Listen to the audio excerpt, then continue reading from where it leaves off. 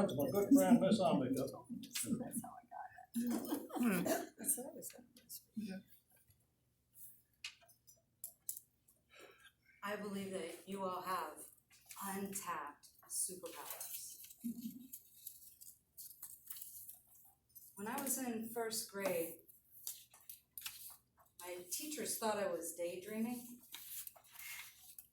but it turns out I was meditating. Mr. Toastmaster, ladies and gentlemen, meditation has taught me a lot of things. It's given me a superpower, actually untapped many superpowers. Back when I lived in Arizona, I had a really good friend named Jo who was married to her husband Rick. Jo and Rick were collectors of mystical things. They lived outside of Sedona, Arizona. They had crystals, large geodes, purple amethyst. Jo had a collection of wands that looked like fairies had made them, made from crystals and precious gems wrapped in colorful leather and held together with precious metals. Jo is a painter. She's an illustrator, and she paints large paintings of Native Americans that hung in some very prestigious places around Sedona, Arizona. Rick liked to hunt, and he was really into the great outdoors. Their house was a log house in the woods just outside of town. And I loved getting out of the heat of the valley in Phoenix and driving up there, up through Oak Creek, watching bees and birds swarm to the haven of their house. It was always so peaceful.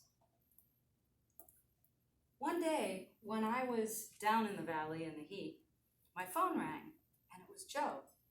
She was upset. She told me that their house had been robbed. I was so worried that they took her paintings. I asked her, she said, no, they didn't take any paintings. What about the wands and the crystals? You have thousands of dollars worth of crystals. No, they didn't take that either. Well, what did they steal? Rick's guns and his knives. Okay, that freaked me out worse. The police and detectives worked on the case, and after about a year, they shut it down. Jo just couldn't let it go. She's got that kind of mind. She called me up one day and said, Ambika, I've decided to go outside the boundaries. I know lots of psychics, and you're one of them. Would you tap into this situation for me? Would you use your superpower for me? I said, sure, of course. It'd be my pleasure. She said, I'll call you back in about a week. I said, no, Jo, it's okay. All I need to do is sit down and be quiet for a moment. Usually, these kinds of insights come to me just like that. So I put the phone down, and I went and I sat down, closed my eyes, tuned in on my breath, coming in and out through my nostrils. And instantly, I got a vision. I saw an old camel-colored leather briefcase with brass initials on it. As I backed up in the vision, I saw that it was sitting on the front seat of a pickup truck. And I backed up a little bit more, and I saw that this pickup truck was a medium color blue, scratched up and dented, and it was parked under a roof like a palapa, a pole barn with no walls.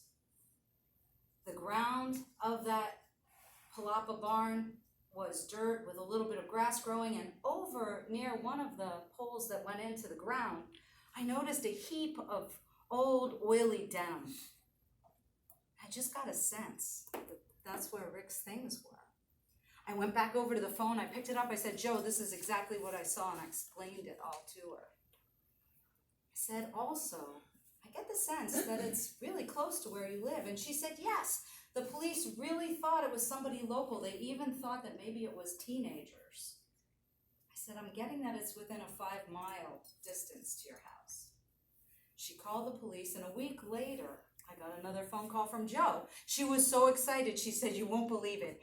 Everything you said was exactly what happened. I called the police, I told them that it was in a 5-mile radius and that this information had come from you, that you saw the briefcase with the brass letters on it and what they were, that you saw the truck and the barn and the pile of denim, and that's exactly where Rick's knives and guns were. They found everything. I was blown away. I'm not trained as a detective. I maybe like to look at things like mystery movies, and sure, when I was a kid, one of my favorite books was Encyclopedia Brown. I read all of those. Can you imagine that you have superpowers too?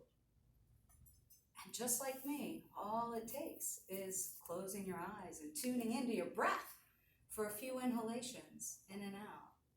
Can any of you imagine just practicing that for 3 minutes a day or even 30 seconds a day for the next 3 days? Would you be willing to give it a try?